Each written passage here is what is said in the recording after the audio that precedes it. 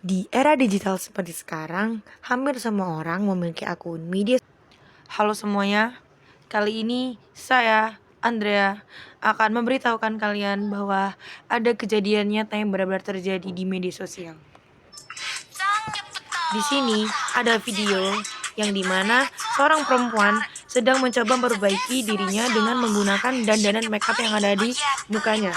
Tetapi tanpa saya sadari bahwa di kolom komentarnya sangat banyak sekali komentar-komentar negatif yang membicarakan tentang fisik dia. Padahal menurut saya make up dia atau dandanan dia ini sudah sangat bagus.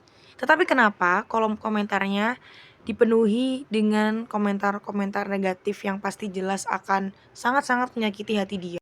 Coba kita pikirkan secara sejenak, seberapa sering kita melihat orang berkomentar jahat di media sosial atau mungkin tanpa sadar kita sendiri pernah ikut menulis komentar yang menyakitkan. Di zaman sekarang, dunia digital seperti rumah kedua bagi kita. Kita bisa berbagi, berpendapat, bahkan mengekspresikan diri. Tapi sayangnya tidak semua orang menggunakan kebebasan itu dengan bijak.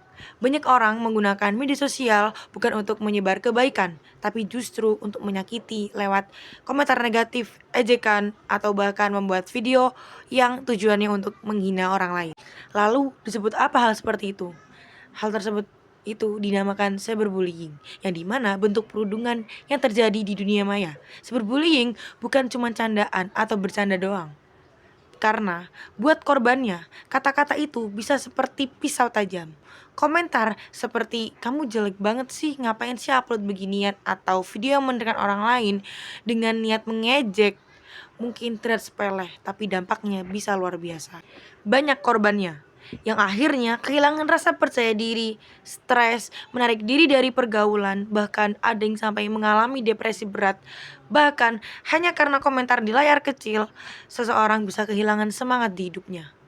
Padahal di balik setiap akun ada manusia sungguhan, ada hati yang bisa terluka, ada perasaan yang bisa hancur. Kita sering lupa bahwa di balik video atau foto yang kita lihat ada seseorang yang sedang berjuang. Mungkin dia sedang menutupi kesedihan atau menutupi sesuatu yang ingin dia pendam, tetapi yang didapatkan hanyalah ejekan dari orang lain.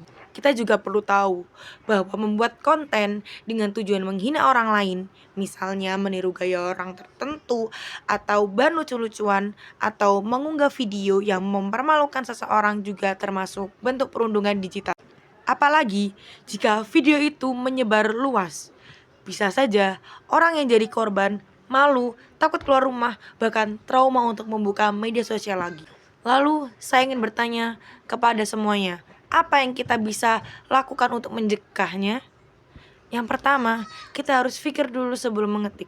Tanya kepada diri kita sendiri, kalau saya berkomentar seperti ini, bagaimana rasanya?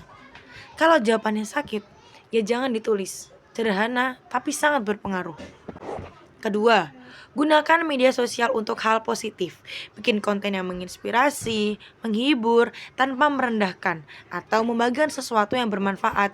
Kita tetap bisa lucu dari pandangan orang lain, tetapi tanpa menjatuhkan orang lain. Dan yang ketiga, berani speak up jika melihat perundungan. Kita jangan diam saja, laporkan, tegur dengan sopan, atau bantu korban agar tidak merasa sendiri. Karena diam berarti kita membiarkan keburukan terus berjalan. Dan yang keempat, jaga empati kita. Kita tidak tahu apa yang sedang dilalui orang lain. Satu komentar kecil bisa menjadi penyemangat, tetapi bisa juga jadi penyebab seseorang menangis semalam. Jadi lebih baik sebarkan kata-kata yang menyenangkan daripada menyakiti. Ingat semuanya, dunia maya seharusnya menjadi tempat kita tumbuh dan belajar, bukan tempat saling menjatuhkan. Kita semua bisa jadi bagian dari perubahan, mulai dari diri sendiri. Hentikan budaya membuli, baik secara langsung maupun online. Karena kalau bukan kita yang menghentikan, siapa lagi? Kalau bukan sekarang, kapan lagi? Mari kita jadikan media sosial sebagai ruang yang aman, sehat, dan penuh empati.